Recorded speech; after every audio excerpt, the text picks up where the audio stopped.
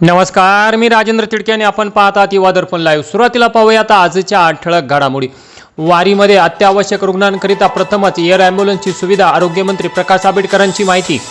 मुंबईत मनसेचा मोठा राडा, अमित साटम यांच्या विधानानंतर कार्यकर्ते आक्रमक, भांडूपमध्ये दाखवले काळे झेंडे। नाशिक कॉर्पोरेट जिहाद प्रकरण, मेमन कुरेशीचा जामीन अर्ज नाशिक कोर्टाने फेटाळला आणि पक्ष प्रवेशापूर्वी तळ्यात मळ्यात भूमिकेमुळे अडचण, मंत्रिमंडळ विस्तारात ओमराजे निंबाळकर वेटिंगवर, बारणे शिंदे आघाडीवर। आणि आता बातमीपत्र बीड जिल्ह्याचं आणि राज्यातील इतर घडामोडींचं सविस्तर। शालेय विद्यार्थ्यांच्या सुरक्षित वाहतुकीला सर्वोच्च प्राधान्य देत बीड जिल्ह्याच्या इतिहासात प्रथमच जिल्हा वाहतूक शाखा Beed, Rotary centre for road safety and traffic awareness तथा Rotary club of Beed midtown यांच्या संयुक्त विद्यमाने श्री बंकटस्वामी महाविद्यालय बीड येथे दिनांक 4 जुलै 2026 रोजी शालेय वाहतूक सुरक्षिततेवर कार्यशाळेचे आयोजन करण्यात आले। या कार्यशाळेत मुख्याध्यापक, शालेय व्यवस्थापन समितीचे सदस्य, स्कूल बस व रिक्षा चालक, अटेंडंट, पालक प्रतिनिधी आणि रोटरी सदस्यांनी मोठ्या उत्साहात सहभाग घेतला। या कार्यक्रमाच्या अध्यक्षस्थानी प्राचार्य डॉक्टर शंकर धांडे हे होते, तर या प्रसंगी रोटरी क्लब ऑफ बीड मिडटाउनचे अध्यक्ष रोटरियन चंद्रप्रकाश शेट्टी, सचिव Rotarian Manoj Thigale, Rotary centre for road safety and traffic अवेअरनेसचे संचालक डॉक्टर प्रकाश कोंका, मुख्य सल्लागार रोटरियन इंजिनियर राहुल बोरा, जिल्हा वाहतूक शाखेचे पोलीस निरीक्षक वैभव पाटील, पोलीस उपनिरीक्षक विजय जाधवर, मोटार वाहन निरीक्षक रणजित पाटील, सहाय्यक मोटार वाहन निरीक्षक शशिकांत जाधव तसेच उपप्राचार्य डॉक्टर शंकर शिवशेट्टे यांची उपस्थिती होती। कार्यशाळेचे प्रमुख प्रशिक्षक डॉक्टर प्रकाश कोंका यांनी पॉवर पॉइंट सादरीकरणाद्वारे सुरक्षा निकष, मुख्याध्यापक, पालक, चालक, अटेंडंट आणि विद्यार्थ्यांच्या जबाबदाऱ्या यावर सविस्तर असे मार्गदर्शन केले।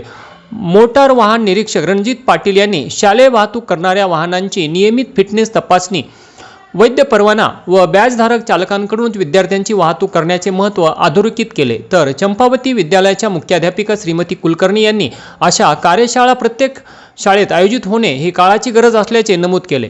पालक प्रतिनिधी आगाव यांनी अल्पवयीन मुलांच्या हातात वाहने देऊ नयेत असे आवाहन केले, तर जिनियस ऑटो रिक्षा संघटनेचे अध्यक्ष बाबू आत्तार यांनी जिल्हा वाहतूक शाखेच्या नियमांचे काटेकोर पालन केले जाईल अशी ग्वाही दिली। अध्यक्षीय समारोपात प्राचार्य डॉक्टर शंकर धांडे म्हणाले की विद्यार्थ्यांना शाळेतून पालकांच्या स्वाधीन करेपर्यंत चालक व अटेंडंट हेच त्यांचे पालक असतात, त्यामुळे त्यांनी ही जबाबदारी पार पाडावी। कार्यक्रमाच्या शेवटी Rotary centre for road safety and traffic अवेअरनेसचे संचालक डॉक्टर प्रकाश कोंका यांनी उपस्थित मान्यवरांचे आभार मानले, तर शालेय वाहतुकीत कोणताही नियमभंग अथवा हलगर्जीपणा खपवून घेतला जाणार नसल्याचे बीड जिल्हा वाहतूक शाखेचे पोलीस निरीक्षक वैभव पाटील यांनी देत विद्यार्थ्यांच्या सुरक्षेला सर्वोच्च प्राधान्य देणे आवश्यक असल्याचे नमूद केले। दिनांक 3/7/2026 रोजी पहाटे अंबाजोगाई शहरातील बस स्थानकाजवळ अण्णाभाऊ साठे चौक परिसरात SBI बँकेचे ATM फोडून रोकड चोरी करण्याचा प्रयत्न करण्यात आला। या प्रकरणी अंबाजोगाई शहर ठाण्यात गुन्हा दाखल करण्यात आला असून आरोपींनी ATM मशीन फोडले, मात्र त्याचवेळी पेट्रोलिंग वाहनाचा सायरन ऐकू आल्याने रोकड चोरी न करताच आरोपींनी घटनास्थळावरून पळ काढला। घटनेनंतर अंबाजोगाई शहरातील विविध CCTV फुटेजचे बारकाईने विश्लेषण केले असता संशयित वाहन हे परळीच्या दिशेने जात असल्याचे निष्पन्न झाल्याने परळी शहर पोलीस स्टेशनच्या CCTV कॅमेऱ्यात सदर वाहन दिसून आले। वाहनावरील सांकेतिक चिन्हावरून वाहन व संशयितांची ओळख पटविण्यात आली। त्यानंतर सदर माहिती परळी शहर पोलीस ठाण्याला देण्यात आली। पुढे आरोपी परभणीच्या दिशेने गेल्याचे निष्पन्न झाले, त्यामुळे LCB परभणी यांच्याशी संपर्क साधण्यात आला। परभणी LCB टीमच्या मदतीने 3 आरोपींना ताब्यात घेऊन अंबाजोगाई शहर ठाण्यात आणून त्यांना अटक करण्यात आली। यामध्ये परमेश्वर सोनाभाऊ बनगर राहणार झरी तालुका मानवत जिल्हा परभणी, राजेश भाऊसाहेब कांबळे राहणार कोला तालुका मानवत जिल्हा परभणी आणि विवेक बबन धारे राहणार कोला तालुका मानवत जिल्हा परभणी तसेच गुन्ह्यात वापरण्यात आलेले महिंद्रा मॅक्स वाहन हे देखील जप्त करण्यात आले असून सदर कारवाई दरम्यान परळी शहर पोलीस ठाणे व LCB परभणी यांचे मोलाचे सहकार्य लाभले। या गुन्ह्याचा पुढील तपास पोलीस हवालदार प्रकाश गायकवाड हे करत असून उर्वरित आरोपींचा शोध सुरू आहे। सदरची कारवाई पोलीस अधीक्षक श्री नवनीत कामत, अप्पर पोलीस अधीक्षक श्रीमती चेतना तिडके मॅडम, DYSP ऋषिकेश शिंदे यांच्या मार्गदर्शनाखाली PI शरद जोगदंड, PSI आनंद शिंदे, पांडुरंग काळे, प्रकाश गायकवाड, अनिल डोंगरे, संदीप मुंडे, बदाम अरसुळ, हनुमंत चादर, हनुमंत लाड व बाबासाहेब घुगे यांनी मिळून पार पाडली। समोरून अचानक आलेली म्हैस वाचवण्याच्या प्रयत्नात चालकाचे नियंत्रण सुटल्याने माजलगाव अंबाजोगाई ही इलेक्ट्रिक बस थेट रस्ता ओलांडून शेजारील खोल खड्ड्यात जाऊन कोसळली. खामगाव पंढरपूर राष्ट्रीय महामार्गावरील चोरांबा फाट्यानजीक शनिवारी सकाळी 9 वाजण्याच्या सुमारास सदरचा भीषण अपघात घडला. माजलगाव अंबाजोगाई मार्गावरील इलेक्ट्रिक बस MH49 BZ8823 ही 18 प्रवाशांना घेऊन जात असताना परिसरात पावसाच्या सरी सुरू होत्या. चोरांबा फाट्याजवळ बस आली असता अचानक एक म्हैस समोर आली. त्यामुळे त्या म्हशीला वाचवत असताना चालकाचे नियंत्रण सुटून बस रस्त्याच्या खाली मोठ्या खड्ड्यात जाऊन कोसळली.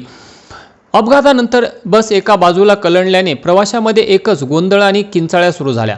प्रवासी काही वेळ बसमध्येच अडकून पडले. चालक विशाल अडसूळ यांनी सांगितले, समोरून अचानक आलेल्या म्हशीला धडक लागू नये म्हणून मी बस रस्त्याखाली घेतली, मात्र पावसामुळे बस घसरून थेट खड्ड्यात जाऊन कोसळली. या धडकेत बसच्या पुढील आणि डाव्या बाजूच्या भागाचे प्रचंड नुकसान झाले. खड्ड्यात कोसळलेली बस सुदैवाने तिथल्या एका मोठ्या झाडाला अडकली. त्यामुळे झाडाचा आधार मिळाल्यामुळे बस आणखी खोल घसरली नाही. त्यातच बस जवळ आलेला विद्युत खांबही चालकाने अत्यंत शिताफीने चुकवल्याने प्रचंड मोठा अनर्थ आणि संभाव्य जीवितहानीही टळली. आष्टी तालुक्यातील मराठवाडी येथील मालनबाई भाऊराव घाट विसावे ही वृद्ध महिला घरात एकटीच राहते. गुरुवारी रात्रीच्या दरम्यान गावातील दोघेजण चोरीच्या उद्देशाने तिच्या घरात घुसले असता तिच्या अंगावरील दागिने उरबाडत असताना तिने विरोध करताच तिला जबर मारहाण करण्यात आली. या मारहाणीत तिच्या डोक्याला गंभीर मार लागल्याने तिचा मृत्यू झाला. शुक्रवारी सकाळी महिला घराबाहेर न आल्याने शेजाऱ्यांनी पाहणी केली असता घराला बाहेरून कडी लावली होती. कडी उघडून आत पाहिले असता मालनबाई यांच्या नाकातोंडातून रक्तस्राव झालेल्या अवस्थेत दिसून आल्याचे कडी उघडून आत पाहिले असता नाकातोंडातून रक्तस्राव झालेल्या अवस्थेत मालनबाई निश्चित पडल्याचे दिसताच ग्रामस्थांनी ही माहिती पोलिसांना दिली. घटनेची माहिती मिळताच अंभोरा पोलिसांनी घटनास्थळी धाव घेत तपासाची चक्रे अतिशय वेगाने फिरवली. नातेवाईकांचा संशय आणि CCTVमध्ये घराकडे गेलेले 2 तरुण दिसले. त्यावरून गावातीलच वैभव झुंबर घाट विसावे वय 26 वर्षे व नानाभाऊ पांडुरंग जाधव वय 33 वर्षे या दोघांना ताब्यात घेतले. या प्रकरणी अंभोरा पोलीस ठाण्यात मिलिंद अनिल घाट विसावे यांच्या फिर्यादीवरून आरोपी वैभव झुंबर घाट विसावे आणि नाना जाधव या दोघांविरुद्ध अंभोरा पोलीस ठाण्यात गुन्हा दाखल करण्यात आला असून आष्टीचे DYSP विश्वजित खुळे हे पुढील तपास करत आहेत.